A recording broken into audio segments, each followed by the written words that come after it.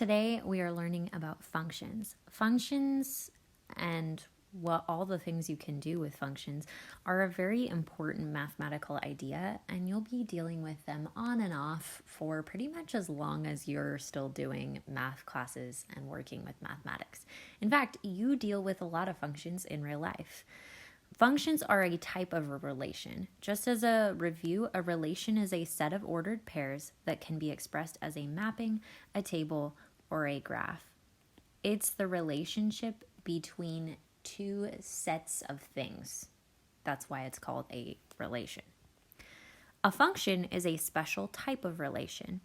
So it is still a set of ordered pairs, but each x, or each input, because you're not always going to use x forever, can be matched up with only one y, or one output. So every input has, and we're going to say, instead of only, we're going to say exactly one output. There can't be 0, there can't be 2, there must be exactly 1. Let's talk about a function that you deal with in real life. Here's a picture of vending machines, and I haven't used a vending machine in a while, so I'm kind of like, man, this gives me some nostalgia. So a vending machine, if it's working well, notice how this guy is out of order. So if it's working well, here's what happens when you go to a vending machine, and hopefully you've had this experience so you can relate. You put in some money into the slot, and that allows you to actually use the vending machine. Then your input is whatever you decide to choose for the buttons along the side. Now, if the vending machine is working properly, no matter how many times you press that button, so let's say you're like, oh, I want to get me a Coke and my friend a Coke and my mom a Coke. Then you would end up pressing this button after putting in the appropriate amount of money 3 times, and you would get Coke 3 times, Coca-Cola. That's if the machine is working. So reliably, that input of pressing that button right there always gets one output, a Coke. Now, if the machine isn't working, I don't know why this other machine isn't working. If you're a Coke person, you might say, it's because it's the Pepsi machine. I don't know. In fact, it looks like they sell the exact same thing, so that apparently doesn't matter. If it's out of order, it could be that it's out of stock. So you go ahead and you put in your input. My husband loves Dr. Pepper. So let's say you put in Dr. Pepper, you press that button, that's your input, and you don't get anything out. There's no output. That is not functioning. Function in like real world terms is like if something functions, it works. It doesn't work to not get anything out. Now, another way that the machine could just not be working is you press Dr. Pepper, and then what you get out one time could be a Dr. Pepper, and then the next time you get a Sprite, and the next time you get water, which I'm going to say Dasani. I don't know about you guys, but I think getting water from a vending machine is a bit of a waste of time because I can get water out of my tap, but whatever. So you get something different every time, so there's more than one output, so it doesn't work, or at least it doesn't work the way we want it to work. So that is not a function. So functions are things that we deal with in real life, and we like it when things are functions. Things are reliable when they're functions. So a lot of math is working with functions because functions are reliable, and we can do a lot more with functions, with things that are functions than with things that aren't. So we're going to determine if these relations are functions. And these instructions to do a graph, we're going to do that in a later video. We're just going to do a mapping to figure things out.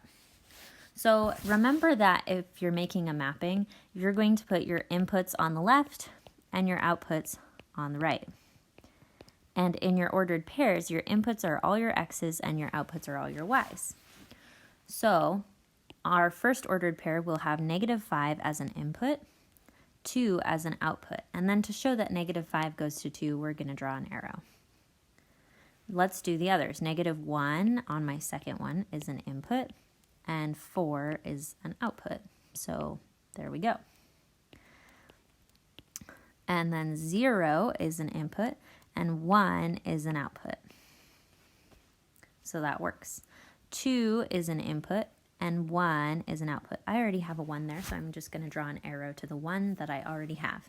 And then I have 4 is an input, and 4 is an output. Now, is this a function? Well, let's think about this. Each input has exactly one output. And I look at this, and if I press 0 on my vending machine, I'm going to get 1, and I'll always get 1. And you may ask, well, what if both of these guys go to 4? So is it not a function? Well, let's think about our vending machine. So let's say that a couple of these buttons are Coke buttons. Let's say actually this whole entire machine is Coca-Cola. So that button, that button, that button, that button, that button, that button. So you press this button once, you get Coca-Cola. You press it again, you get Coca-Cola. You press it again, you get Coca-Cola. Your mom presses it, you get Coca-Cola. This is a function. It's reliable. It's a really boring function because you only get Coca-Cola, but it still works. So if you have